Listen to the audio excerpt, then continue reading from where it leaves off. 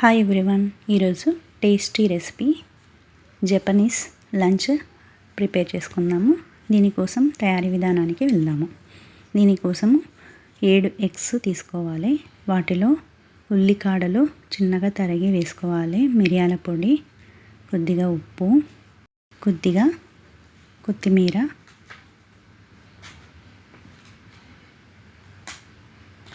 ఇప్పుడు కొద్దిగా పసుపు ఇలా వేసాక ఇప్పుడు మొత్తం మంచిగా మిక్స్ చేయాలి. ఇప్పుడు దీనిని ఆమ్లెట్ రోల్ చేసుకుందాము. దీనికోసము ఒక ప్యాన్ పెట్టి దానిపైన ఆయిల్ వేసి ఇప్పుడు ఆమ్లెట్ మొత్తం ఒక సన్న పొరలాగా వేసుకోవాలి. హోల్స్ లేకుండా అంతా ఈక్వల్గా వేసుకోవాలి. ఇది కొంచెం ఫ్రై అయ్యాక ఇలా ఒక ఫోల్డ్ నుంచి ఇలా ఇంకో ఫోల్డ్ నుంచి ఇలా చివరి వరకు ఫోల్డ్ చేయాలి. ఇలా ఫోల్డ్ చేశాక ఇలా దీనిని చివరికి జరుపుకొని ఇప్పుడు ఖాళీ ప్లేస్లో మళ్ళీ ఆమ్లెట్ని ఇలా స్ప్రెడ్ చేసుకోవాలి. ఈక్వల్గా అసలు హోల్ లేకుండా వేసుకోవాలి.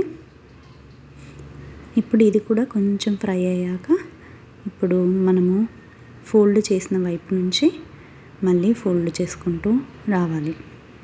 స్టెప్ బై స్టెప్ ఒక లేయర్ నుంచి ఇంకో లేయర్కి అలా ఫోల్డ్ చేసుకుంటూ వచ్చేయాలి.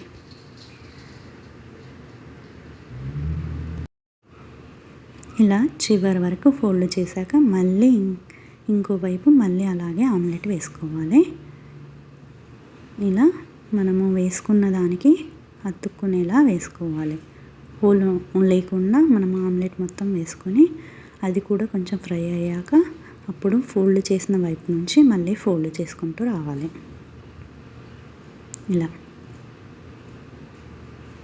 ఇలా మంచిగా ఫోల్డ్ చేసుకున్నాక చివరి వరకు ఫోల్డ్ చేయాలి. ఇప్పుడు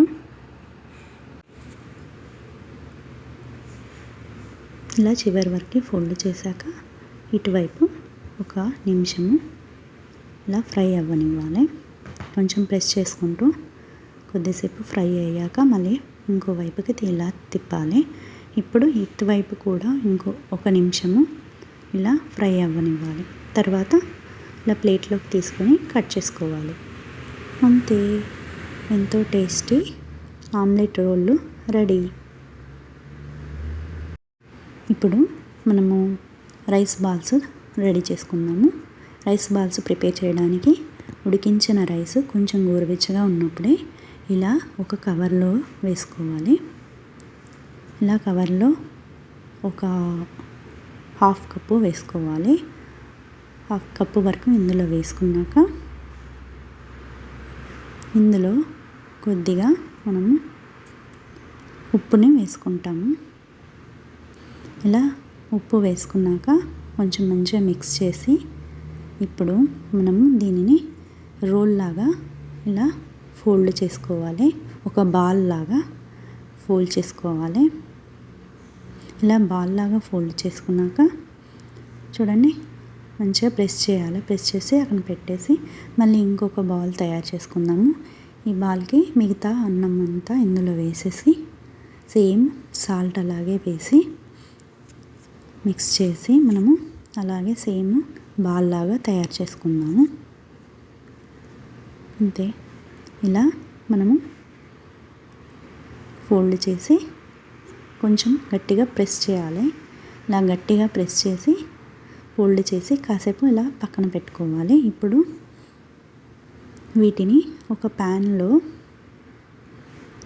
ఒక 2 మినిట్స్ తర్వాత ఇలా ఒక ప్యాన్ వేడి చేసి ఆ ప్యాన్ మీద ఇలా పెట్టాలి. పెట్టి కొంచెం బట్టర్ వేయాలి.